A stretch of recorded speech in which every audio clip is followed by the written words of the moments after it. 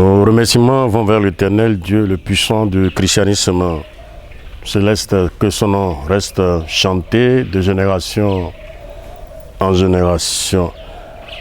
Et voilà, nous allons donner quelques explications sur la construction de l'église selon le thème de la semaine. Mais cela a commencé comment? C'est-à-dire, Dieu parla à Abraham et il lui fit des promesses.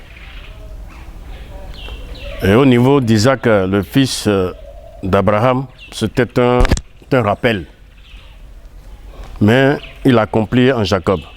C'est-à-dire tout ce que Dieu a dit à Abraham, c'est en Jacob que cela s'est accompli. Donc Dieu a fait une promesse à Abraham, sa parole était avec Isaac et il accomplit en Jacob. C'est pour cela que l'on parle de Dieu d'Abraham, d'Isaac et de Jacob. Le sacrifice qui a été demandé à Abraham pour purifier cette terre, la terre de Canaan, finalement ce n'est pas la paresse, mais c'était la fatigue, parce qu'il faut couper la génisse, ainsi de suite, le reste des animaux. Et c'est ce que Abraham a fait. Emporté par le sommeil, il n'a pas pu partager les oiseaux. Alors, le diable est venu pour se saisir du sacrifice mal présenté. Quand le sacrifice est mal présenté, c'est le diable qui vient. Vous voyez ça, non? C'est pour cela que ce n'est pas un proverbe qu'il est écrit dans le livre de loi que si vous péchez contre Dieu, vous allez payer indemnité à Satan. C'était ça. Voilà, donc ce sacrifice qui a été mal présenté va permettre à celui qui vit de temps en temps de prendre sa décision. Sa décision, c'est quoi? C'est que les enfants d'Israël, les enfants d'Abraham seront étrangers sur une terre incomprise pendant 400 ans. Et après les 400 ans, ils sortiront de là. Voilà, donc dans le chapitre 46, livre de Genèse, nous avons vu la descente de Jacob en Égypte. La captivité va commencer, oui. Israël partit avec tout ce qui lui appartenait. Il arriva à Beer-Sheba. Il est arrivé à Beth-Sheba. Et il offrit des sacrifices au Dieu de son père. Il offrit des sacrifices au Dieu de son père Isaac. Dieu parla à Israël dans une vision pendant la nuit.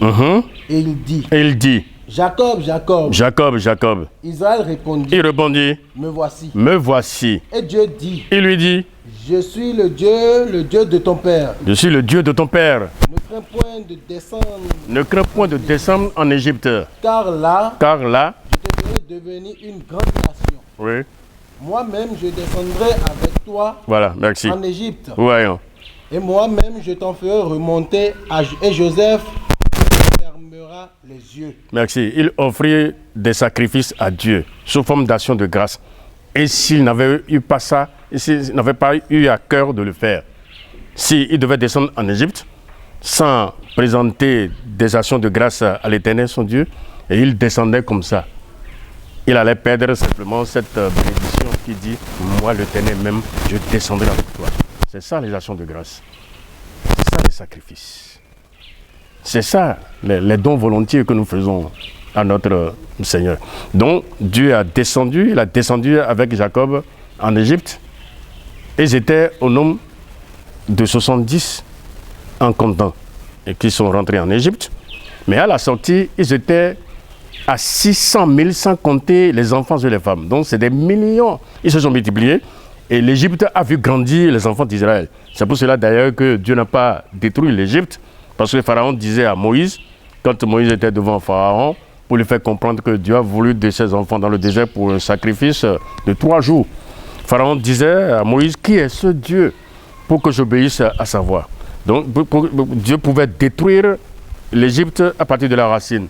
Comme il a fait à Tyr, qui n'existe plus. Comme il a fait à Gomorrhe, qui n'existe plus. Il y a plusieurs pays, à Ninive, qui n'existent plus sur la carte géographique, ainsi de suite.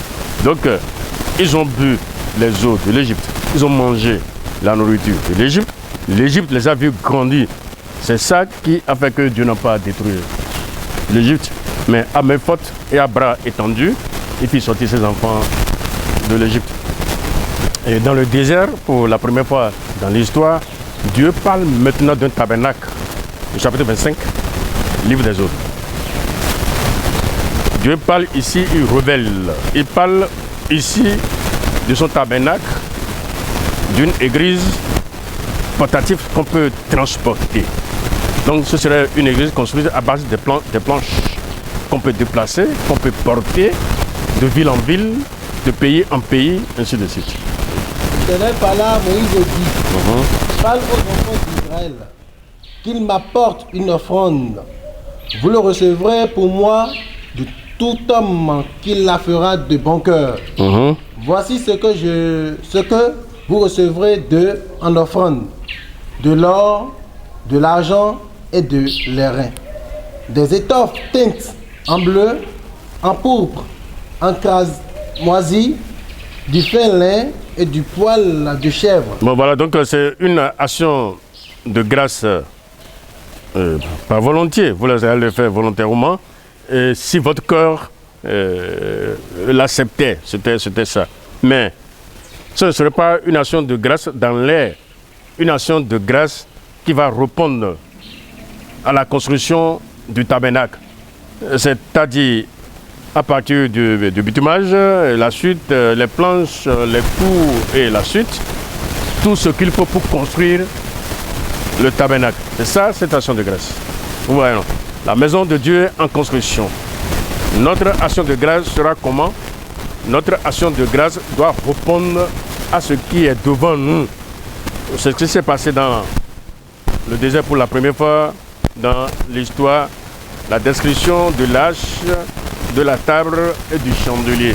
Donc la maison va être construite si la hauteur est à 3,20 mètres, parce que dans le verset 9 du chapitre 25, vous ferez le tabernacle et tout sortir d'après le modèle voilà, que je vais te montrer. c'est là où la justice de Dieu, c'est là qui est la justice de Dieu, selon le modèle que je vais te montrer. C'est-à-dire, si le tabernacle devait avoir 3,20 mètres de haut, il ne doit pas avoir un seul millimètre dessus.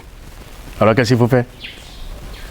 Il faut raboter pour revenir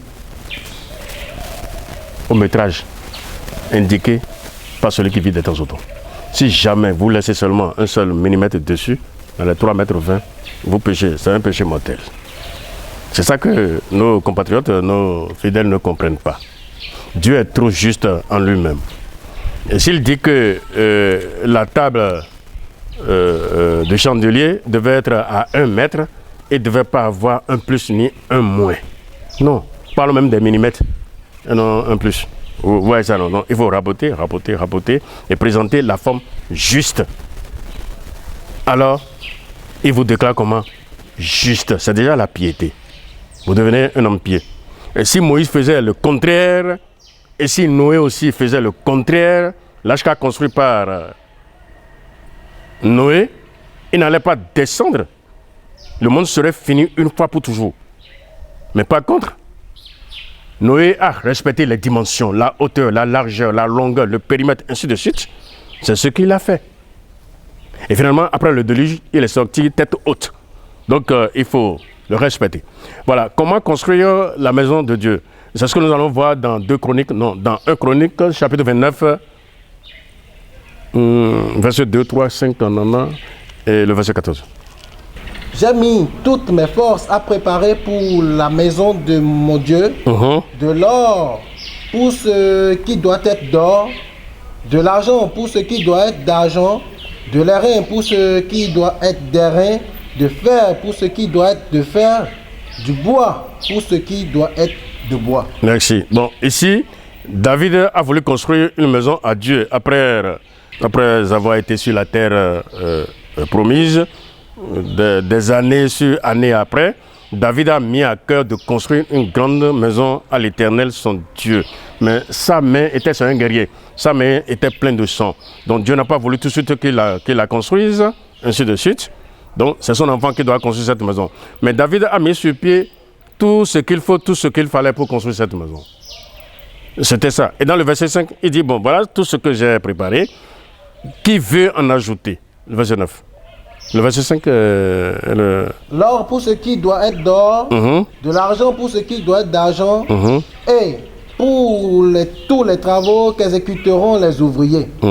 Qui veut encore présenter volontairement aujourd'hui ses offrandes à Dieu, à l'Éternel? À l'Éternel. Les chefs des maisons partenelles, les chefs des tribus d'Israël, les chefs des milliers et de centaines. Voilà, David a tout fait. Et tout ce qu'il a fait, il les a montrés aux enfants d'Israël. Et après cette vue, cette présentation, les chefs des tribus, des 12 tribus, ils ont commencé par se manifester. Dans ce jour-là, les gens comptaient des milliards. C'était ça. Et puis la parole est dit dans le verset 14. Car, qui suis-je? Qui suis-je? Et qui est mon peuple? Qui est mon peuple? Pour que nous puissions te faire volontairement Pour que nous offrandes. puissions te faire volontairement ces offrandes. Tout vient de toi. Tout vient de toi. Et nous recevons de ta main. Nous recevons de ta main ce que nous t'offrons. Vous voyez, il s'est humilié devant celui qui vit de temps en temps. C'est déjà beau, c'est grand, c'est acceptable, ainsi de suite. Voilà, c'est ça. Donc pour construire la maison de Dieu, ce n'est pas une seule personne qui doit le faire.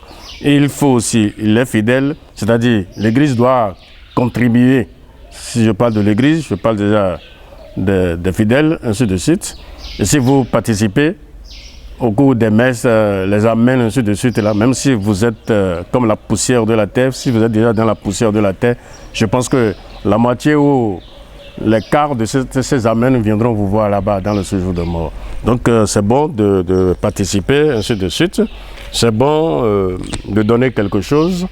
Et s'il y a des cotisations, vous ne devez pas vous détourner de ces cotisations. Il fallait donner, ainsi de suite, jusqu'à la fin de temps. C'est ça, la construction d'une maison à l'Éternel, là où ces lois vont être révisées, parce que les enfants d'Israël, tous les jours de sabbat, ne parlent pas entièrement de la Bible, mais ils parlent seulement de la loi. Ô Éternel, ô Israël, voici le premier commandement de l'Éternel, ton Dieu. C'était ça. Les lois sont révisées au jour le jour. Et à table, il a toujours du pain et du vin. Mais avant de tremper le pain dans le jus de raisin, il se pose des questions. D'abord, en disant que quelle est la 6e loi de l'Éternel, ton Dieu? Et si l'enfant arrive à répondre, c'est d'abord des alléluia. Et c'est maintenant qu'ils ont le pouvoir de tremper le pain dans le jus de raisin et d'en avaler. C'est ça l'histoire des enfants. Donc, la loi est révisée tous les jours. Ceux qui disent que nous ne sommes pas sous la loi, c'est des bébés, c'est des enfants en couche. Et je ne sais pas comment vous l'expliquer, parce que dans le livre d'Hébreux, il est écrit, il dit, vous qui deviez être longtemps des maîtres, vous avez besoin encore des premiers rudiments de l'oracle de Dieu. Vous en êtes des enfants, c'est-à-dire les grands messieurs de l'Église qui devaient être au-dessus de tout, vous comprenez, non? Ils sont encore en couche, en disant que nous ne sommes pas sous la loi n'existe pas, le Seigneur s'est crucifié. Si le Seigneur a dit sur la croix que c'est fini pour lui, parce qu'il a fait un trajet de 15 km sous le poids du bois de quoi de 50 kg. Vous voyez, qu'il doit trimballer.